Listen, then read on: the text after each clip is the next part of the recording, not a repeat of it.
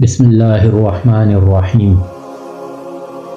ایک مرتبہ ایک شخص حضرت بایزید بسطامی رحمۃ اللہ علیہ سے ملاقات کے شوق میں اپنے وطن سے نکلا۔ سفر کرتا ہوا ایک راستے میں ایک جگہ درخت کے سائے میں آرام کرنے لیٹا تو دیکھا کہ دو چڑیاں آپس میں بات کر رہی ہیں، اور یہ شخص چڑیوں کی بولی جانتا تھا۔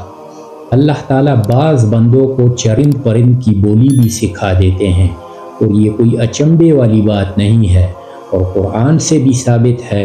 حضرت سلیمان علیہ السلام کے بارے میں آیا ہے کہ وَعُلِّمْنَا مَنطِقَ الطَّيْرِ، حضرت سلیمان علیہ السلام نے فرمایا کہ ہمیں پرندوں کی بولی سکھائی گئی ہے۔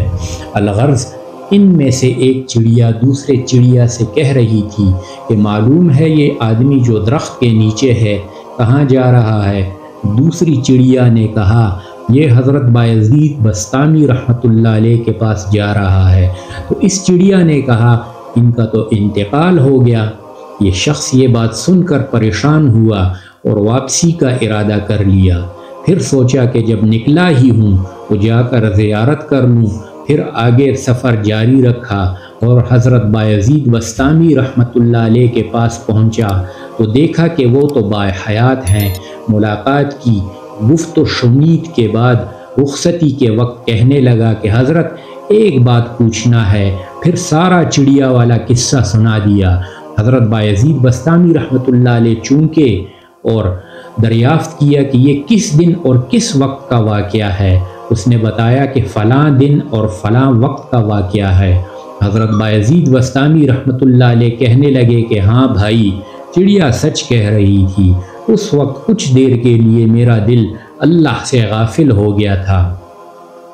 اللہ سے دل کا غافل ہونا دل کا مردہ ہونا ہے۔ اللہ اکبر! ہمارا حال کیا ہے؟ ان کا تو دل تو کچھ دیر کے لیے مردہ ہوا تھا، ہمارا دل ہمیشہ مردہ رہتا ہے۔